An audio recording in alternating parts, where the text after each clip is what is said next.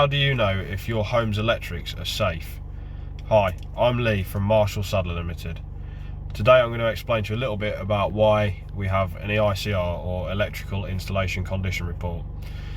So an electrical installation condition report compromises of two parts normally. So you'll have your visual inspection, which is where we would go around and check all the socket fronts, all of the lights, any other accessories like that, make sure there's no visual damage.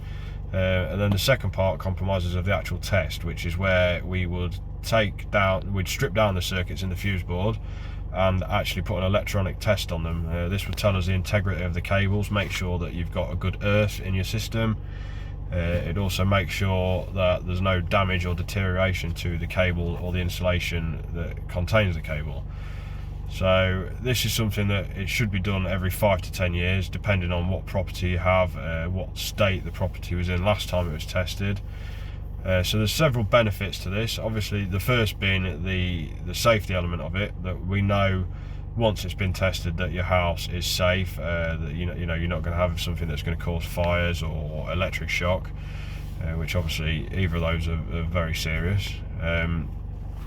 Really, you should be using a registered, like NAPIT registered electrician to carry out these tests. So they have specific public indemnity insurance as well as their public liability insurance, which allows us to advise you.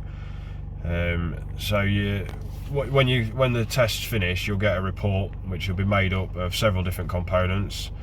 You'll have a list of recommendations if there are any, and these will be coded from code 1 to code 3. So code 1 will be immediate danger, which could be anything like a live cable hanging out the wall, which obviously poses a great risk to electric shock.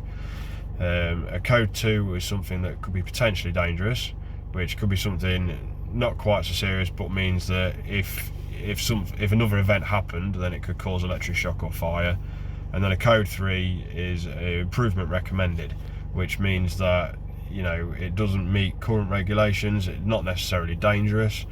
One example would be just the fact that your fuse board in your house is made of plastic. Now, current regulations state that they need to be made of metal, or constructed of metal. Anything that we put in has to be metal, but just because it's plastic doesn't mean it's necessarily dangerous. So those are just some basic examples of what the coding system would be. If you got a code 1 or a code 2 was found on the report, then that would fail. Essentially, if you think of it as an MOT for your house electrics, then that would be a failure, and those things that would be spotted would need to be remedied by a registered electrician again, not necessarily ourselves or indeed the electrician that tested it, but it would need to be done again by a registered electrician. Obviously, the other thing is that your insurance would be invalid if your house hadn't been tested.